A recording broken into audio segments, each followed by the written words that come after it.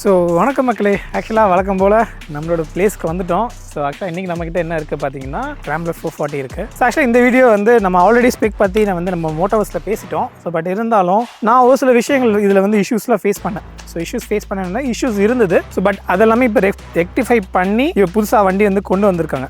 So that means ஆக்சுவலாக பார்த்தீங்கன்னா நீங்கள் 2 months முன்னாடி வந்திருந்த பைக் வேறு, இப்போ இருக்கிற பைக் வந்து வேறு. அதெல்லாம் என்னென்ன ஏது விஷயம் அப்படி எல்லா விஷயத்தையுமே வந்து டிஸ்கஸ் பண்ணலாம். அண்ட் ஆஸ் வெல் அஸ் அப்படியே வந்து நம்ம என்னென்ன இருக்குது அப்படின்றத நான் ஓட்டி பார்த்த என்னோட experience and as well as இதில் என்னென்ன ஸ்பெக்ஸ் இருக்குன்றதை வந்து நம்ம டேரெக்டாக பார்த்துக்கலாம். ஸோ வாங்க வீடியோக்குள்ளே போகலாம்.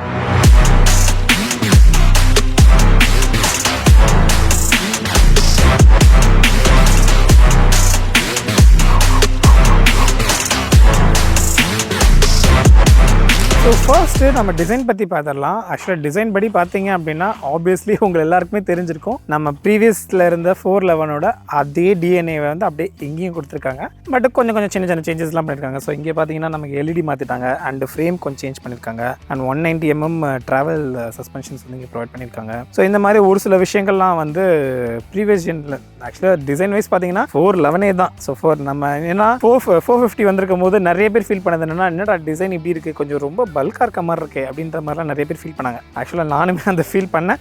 பட் இருந்தாலும் எனக்கு தேவைன்றது அதில் பவர் தான். ஸோ அதனால் நான் யோசிக்காமல் வாங்கிட்டேன். ஸோ அப்படி யோசித்தவங்களுக்கு, ஸோ அந்த டிசைன் இல்லையே அப்படின்னு நினைக்கிறவங்களுக்கு கண்டிப்பாக இந்த பைக் வந்து ஒரு வரப்பிரசாதம். ஸோ சேம் 411 அப்படியே தூக்கிட்டு வந்து கொஞ்சம் இன்ஜினில் கொஞ்சம் சேஞ்சஸ்லாம் பண்ணி, ஸோ சேஞ்சஸ் இருக்குது. ஸோ சின்ன சேஞ்சஸ் தான். பட் என்னன்றதை நம்ம இன்ஜின் செக்ஷனில் பார்க்கலாம். ஸோ அப்படி சேஞ்ச் பண்ணி கொண்டு வந்தது தான் இந்த 440. ஸோ இதில் வேறு என்ன பார்த்தீங்கன்னா ஆக்சுவலாக நமக்கு டேங்க் மட்டும் வந்து மெட்டல் வரும். மிச்சம் எல்லாமே வந்து ஃபைபர்ஸ் தான். அண்ட் சீட்டு பார்த்தீங்கன்னா சிங்கிள் சீட்டட் தான். அண்ட் இதில் பார்த்தீங்கன்னா மொத்தம் 2 வேரியன்ட் இருக்குது. ஃபோர்ஸ் வேரியன்ட் இருக்குது, ட்ரையல் வேரியன்ட். நம்மகிட்ட இருக்குது force variant top end. So top variant அதில் நமக்கு வந்து டியூப்லெஸ் டயரோட அலாய் வீல்ஸ் வந்துருக்கும். போக் வீல்ஸ்ன்றது ட்ரையல், அதில் டியூப் டயர்ஸ். ஸோ இதுதான் வந்து major difference. And graphics wise பார்த்தீங்கன்னா எனக்கு பர்சனலாக கொஞ்சம் ப்ரீமியமாக இருக்க மாதிரி இருக்குது. கிராஃபிக்ஸ்லாம் யாராவது நோண்டாங்கன்னா கிழிச்சிருவாங்களோ அப்படின்ற மாதிரிலாம் எதுவும் இல்லை. ஸோ நல்லா தான் இருக்குது.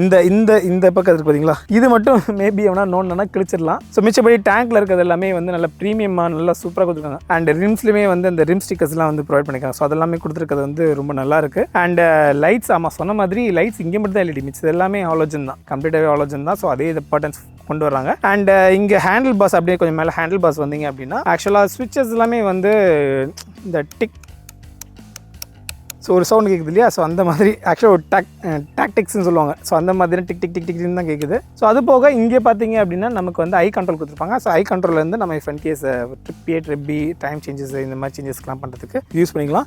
இங்கே வந்து டெடிக்கேட்டடாக ஏபிஎஸ்க்கு வந்து எனேபிள் அண்ட் டிசேபிள்கான ஆப்ஷன்ஸ் வந்து ப்ரொவைட் பண்ணியிருக்காங்க. ஸோ பெருசாக நம்ம இது பேசுறதுக்கு எதுவும் இல்லை. ஸோ ஆல்ரெடி சொன்னதுனால அப்படியே விட்டுருவோம். ஸோ இப்போது இன்ஜினுக்கு வருவோம். ஆக்சுவலாக வந்து நான் ரைடிங் வீடியோ பார்த்துருந்தீங்கன்னா அதில் சொல்லியிருப்பேன். ஸோ நிறைய இஷ்யூஸ் வந்து இருக்குது. ஸோ அதெல்லாமே வந்து சார்ட் அவுட் பண்ணி இப்போ வந்திருக்கு. 2 months முன்னாடி வந்து அந்த இஷ்யூஸ் எல்லாமே மேக்ஸிமம் நிறைய வண்டிஸில் வந்து ஃபேஸ் பண்ணாங்க. நிறைய பேர் ஃபேஸ் பண்ணாங்க. என்னன்னா வண்டி ஸ்டார்ட் பண்ணிட்டு திருக்குறீங்க அப்படின்னா ஆஃப் ஆகிடும். வண்டி ஸ்டார்ட் ஆகுது கிச்சின்னு ஒரு இந்த கேடிஎம் பைக்கு, பழைய கேடிஎம் பைக்ஸ்க்கே உண்டான அப்படின்னு சொல்லிட்டு ஒரு கிண்டல் பண்ணியிருப்பாங்க இல்லையா. ஸோ அந்த மாதிரி ஒரு இஷ்யூ இதில் இருந்தது. ஸோ பட் அது வந்து ஃபிக்ஸ் பண்ணியிருக்காங்க. ஸோ அது என்ன ரீசன் பார்த்தீங்கன்னா காயிலில் கொஞ்சம் ப்ராப்ளம் இருந்தது. ஸோ அந்த காயில் இஷ்யூன்றதுனால ஸ்டார்டிங்கில் இஷ்யூஸ் இருந்தது. அடுத்து சேம் காயில் இருந்ததுனால இஃப் இன் கேஸ் நீங்கள் ரைட் பண்ணி போயிட்டு இருக்கீங்க, காயிலில் ப்ராப்ளம் இருந்தனால ரைட் பண்ணி போயிட்டு இருக்கீங்கன்னா போயிட்டு இருக்கும்போதே வண்டி ஆஃப் ஆகிடும். நீங்கள் செகண்ட் கீர் தேர்ட் கீரில் இருக்கீங்கன்னா நம்ம இந்த ரைஸ் கொடுத்துட்டே இருப்போம் பார்த்தீங்களா, இப்படியே கொடுத்துட்டே இருப்பீங்களா, அந்த மாதிரி கொடுக்குற மாதிரி இருந்தது. ஸோ என்னடா இப்படி ஒரு இஷ்யூவோட வந்திருக்கே அப்படின்ற மாதிரி இருந்தது. ஸோ காயிலில் ப்ராப்ளம் இருக்கிறதுனால பேட்டரி பிரச்சனை இருந்தது. ஸோ பேட்டரி உட்காந்துரும். So if in case on பண்ணி வச்சிருந்தீங்கன்னா பேட்டரி உட்காந்துரும். அப்புறம் திருப்பி தள்ளி தான் ஸ்டார்ட் பண்ணணும். வண்டி வெயிட் கிடையாதுன்னா இல்லை, செம்ம வெயிட், தள்ளவும் முடியாது. ஸோ அங்கே ஒரு பிரச்சனை இருந்தது. ஸோ இது மட்டும் தானே, இவ்வளோ தானா அப்படின்னு வந்தீங்கன்னா இல்லை, இன்னொரு 4வது பிரச்சனை இருந்தது. 4வது பிரச்சனை என்னன்னு பார்த்தீங்கன்னா கீர் போடும்போது எல்லா கீருக்குமே ஃபால்ஸ் கீர் விழும். ஃபால்ஸ் கீர்னு சொல்கிறத விட நியூட்ரல் விழும். ஆக்சுவலாக ஃபர்ஸ்ட் கீரில் இருக்கீங்க, நியூட்ரல் செகண்ட் கீர் போடுவீங்க. திருப்பி நீங்கள் நல்லா புஷ் பண்ணி போட்டிங்கன்னா உங்களுக்கு வந்து கீர் ஒழுங்காக விழும். லைட்டை தள்ளிங்கன்னா நியூட்ரல் வந்துடும். ஆனால் நம்ம கீர் இண்டிகேட்டரில் 3, 4, 5ன்னு காமிக்கும். ஸோ இந்த மாதிரி பல ப்ராப்ளம்ஸ் வந்து ப்ரீவியஸ் ஜெனில் இருந்தது. அது மீன்ஸ் ப்ரீவியஸ் ஜென்னு சொல்லலை, இது லான்ச் ஆன டைமில் இருந்தது. அதுவுமே ஒரு சில பைக்ஸில் எல்லாமே வந்து அந்த பிரச்சனை இருக்குது அப்படின்னு சொல்லியிருந்தாங்க. ஸோ நான் மேஜர்னு சொல்கிறது வந்து ரிப்போர்ட் ஆன பைக்ஸில். பட் இப்போ பார்த்தீங்க அப்படின்னா அந்த இஷ்யூஸ் எல்லாமே ஃபிக்ஸ் பண்ணிட்டேன். ஸோ ஃபிக்ஸ் பண்ணி இப்போ நான் ஃபுல்லாகவே கிட்டத்தட்ட ஒரு 3 நாளாக நான் ஓட்டிகிட்டு இருக்கேன். ஸோ 3 நாளாக எனக்கு எந்த இஷ்யூ வரல. கிட்டத்தட்ட 150 கிலோமீட்டர்ஸ் ப்ளஸ் நான் ஓட்டிட்டேன். 150 கிலோமீட்டர்ஸ்ன்ற ஒன்றும் இல்லை, பெருசாக இல்லை. பட் நான் லோக்கலில் ஓட்டுறது, இந்த மாதிரி ட்ரையல்ஸில் ஓட்டுறது இதெல்லாம் செக் பண்ணி பார்க்க வரைக்கும் எந்த பிரச்சனையும் இல்லை, நல்லா தான் இருக்குது. சரி, பிரச்சனையை பற்றி பேசுனதுலாம் போதும். இப்போ வண்டியோட இதுக்கு வரலாம். ஸோ வண்டி நம்ம வந்து சொன்ன மாதிரி நல்லாவே ஓட்டி பார்த்தோம். ஸோ நல்லாவே ஓட்டி பார்க்கும்போது நல்லாவே பிக்கப் இருந்தது, சூப்பராகவே இருந்துச்சு. ஆக்சுவலாக 411 நிறைய பேர் ஃபீல் பண்ண விஷயம் என்னன்னு பார்த்தீங்கன்னா, ஒரு ஹைவேஸில் போகிறோன்னா ஒரு ஹை ஸ்பீடில் நம்மளால் க்ரூஸ் பண்ண முடியலையே அப்படின்ற பிரச்சனையை வந்து இங்கே 440 வந்து நல்லாவே ஃபிக்ஸ் பண்ணியிருக்காங்கன்னு சொல்லலாம். ரீசன் வந்து என்னென்னா 3mm போக் வந்து இன்க்ரீஸ் பண்ணியிருந்தாங்க. ஸோ 3mm போக் இன்க்ரீஸ் ஆனதுனால நமக்கு வந்து டார்க்கும் ஹார்ஸ் பவரும் வந்து இன்க்ரீஸ் ஆயிருக்கு. ஸோ 25 ஹார்ஸ் பவரும் 34 நியூட்டன் மீட்டர்ஸ் டார்க்ஸும் வந்து இன்க்ரீஸ் ஆயிருக்கு. ஸோ அதனால் நமக்கு த்ராட்டில் கொடுத்தாலே போதும், வண்டி சும்மா அள்ளிட்டு போகுது. ஸோ 411 இருந்தது ப்ரீவியஸ்ல. ஸோ இங்கே வந்து 443cc இன்ஜினை வந்து இன்ஜின் ஏர் அண்ட் ஆயில் ஃபின்ஸோட ஏர்.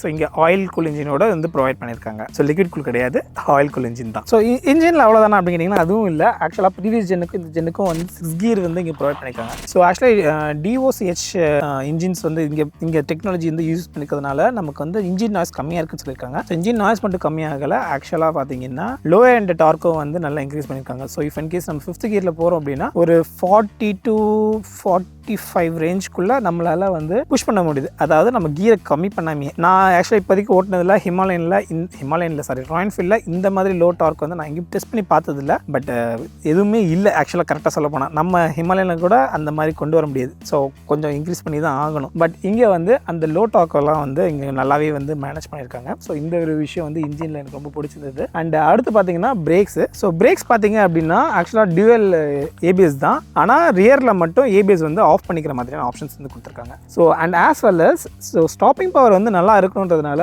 இந்த பிரேக்ஸோட கேலிப்பர்ஸும் அந்த பிஸ்டன் அண்ட் கேலிப்பர்ஸ் இருக்கும் இல்லையா. ஸோ பிஸ்டன் இப்படி வந்து பிடிக்கிற மாதிரி இருக்கும். ஸோ அந்த பிஸ்டன்ஸ் வந்து சைஸ் வந்து இன்க்ரீஸ் பண்ணியிருக்காங்க. ஸோ அதனால் பெட்டர் ஸ்டாப்பிங் பவர் வந்து கிடைக்கும் அப்படின்றது சொல்லியிருக்காங்க. ஸோ நான் ட்ரை பண்ண வரைக்குமே கூட பிரேக்கிங்ஸ்லாம் எந்த பிரச்சனையும் நல்லா சூப்பராகவே இருந்துச்சு. அண்ட் ரியர் பார்த்தீங்கன்னா ஆக்சுவலி இங்கே நம்ம ஃப்ரண்ட்டில் இந்த இடத்துல கொடுத்துருக்காங்க இல்லையா. அப்படியே பேக் பார்த்தீங்கன்னா அப்படியே ஆப்போசிட் அந்த சைடில் கொடுத்துருப்பாங்க. அப்படியே இங்கே பார்த்தீங்கன்னா இந்த இடத்துல இருந்து கொடுத்துருப்பாங்க நமக்கு. ஆனால் ஃப்ரண்ட்டு பார்த்தீங்கன்னா கொஞ்சம் நல்ல பெரிய டிஸ்க் சைஸ் வந்து பெருசு, இது வந்து சின்னது. ஸோ டிஸ்க் படி பார்த்தீங்கன்னா ஆக்சுவலாக ஃப்ரண்ட்டில் வந்து 300mm சைஸு, பேக்கில் வந்து 240. பட் ஃப்ரண்ட்டில் வந்து பார்த்தீங்கன்னா நமக்கு வந்து டபுள் கேலிப்பர்ஸ் இருக்கும், பேக்கில் வந்து சிங்கிள் கேலிப்பர் தான். Next suspensions. ஸோ சஸ்பென்ஷன்ஸ் பொறுத்த வரைக்கும் ஃப்ரண்ட்டில் வந்து டெலிஸ்கோபிக் சஸ்பென்ஷன்ஸ் 41mm. ஸோ ஆக்சுவலாக ட்ராவல் டிஸ்டன்ஸ் பார்த்தீங்க அப்படின்னா கிட்டத்தட்ட 190mm வரைக்கும் வந்து நம்ம ட்ராவல் டிஸ்டன்ஸ். அண்ட் பேக்கில் பார்த்தீங்க அப்படின்னா மோனோஷாக்ஸ் தான். So linked மோனோஷாக்ஸ். ஸோ இப்போ நம்ம டேரெக்டாக ஃப்ரேமோட கனெக்ட் பண்ணாமல் இங்கேருந்து இந்த இடத்துல ஒரு அடிஷ்னலாக ஒரு லிங்க் மாதிரி கொடுத்து ஸோ அதுலேருந்து இது டேரெக்டாக கனெக்ட் பண்ணியிருக்காங்க. ஸோ லிங்க்டு மோனோஷாக்ஸ்ன்றதுனால நமக்கு வந்து கொஞ்சம் பம்ப்ஸ் எல்லாமே வந்து கொஞ்சம் மேனேஜ் பண்ணுற மாதிரி தான் இருக்குது. நம்ம நாமளுமே ஆஃப் ரோடு மாதிரி சும்மா ட்ரை பண்ணி பார்த்தோம். ஸோ அங்கேயுமே ஓகேவாக தான் இருந்துச்சு. ஸோ அண்ட்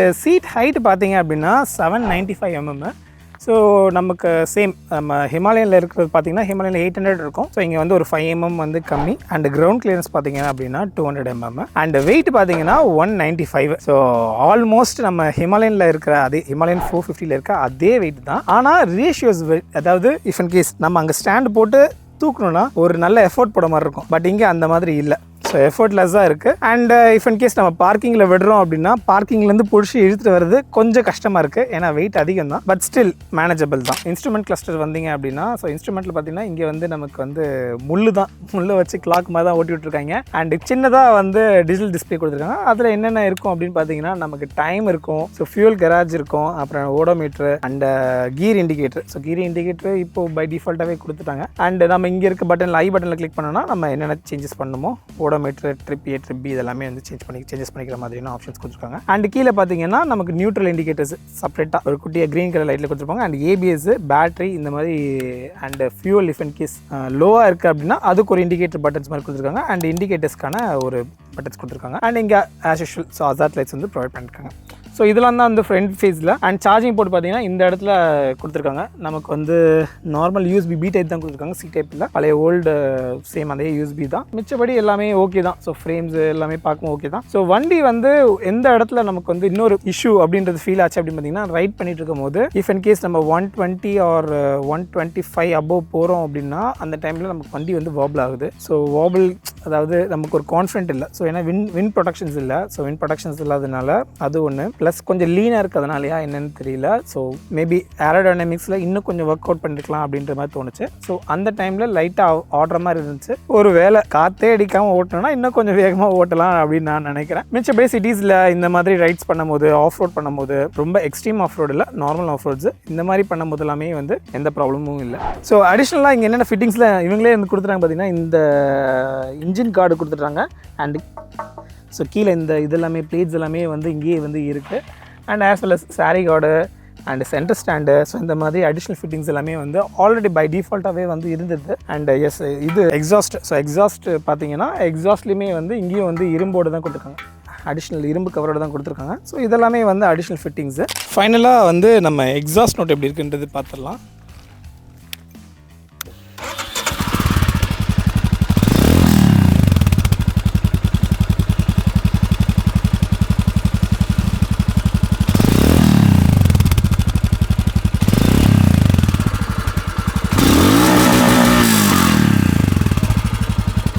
ஸோ ஆக்சுவலாக இதில் வந்து இன்னொரு விஷயம், எனக்கு என்ன விஷயம் பிடிச்சிருந்தது பார்த்தீங்கன்னா, லாஸ்ட்டில் ஒரு ஷூட் ஆகும், டொப் அப்படின்னு ஷூட் ஆகும். அது வண்டி ஓட்டும் போது தெரியும். ஸோ எனக்கு தெரிஞ்சு கிட்டத்தட்ட எல்லா டீட்டெயில்ஸும் ஃபில் பண்ணிட்டேன்னு நினைக்கிறேன். ஸோ இஃப் அண்ட் கேஸ் ஏதாவது டவுட்ஸ் இருந்தது அப்படின்னா கீழே கமெண்ட் செக்ஷனில் கேளுங்க. அண்ட் இந்த பைக் நமக்கு இனி யார் கொடுத்தா அப்படின்னு பார்த்தீங்கன்னா லியோ மோட்டார்ஸ் கொடுத்துருக்காங்க. ஸோ அவங்களோட ஷோரூம்ஸ் வந்து ஆல்ரெடி சிவகாசில் இருக்குது. And as well as Rajapalayam இந்த மாதிரி நிறைய லொக்கேஷன்ஸில் அவங்க இப்போ புதுசாக ஓப்பன் பண்ணியிருக்காங்க. நீங்கள் அங்கேயும் வந்து நீங்கள் டேரெக்டாக வண்டி எடுத்து டெஸ்ட் ட்ரைவும் பண்ணி பார்த்துடலாம். ஸோ அவ்வளோதான். ஆல்வேஸ் சொல்கிற மாதிரி தான், ஆல்வேஸ் வேர் ஹெல்மெட், ரைட் சேஃப். ஸோ இந்த வீடியோ உங்களுக்கு பிடிச்சதுன்னா லைக், ஷேர், சப்ஸ்கிரைப் பண்ணுங்கள். அண்ட் மறக்காமல் PM மோட்டார்ஸை ஃபாலோ பண்ணுங்கள். பாய்.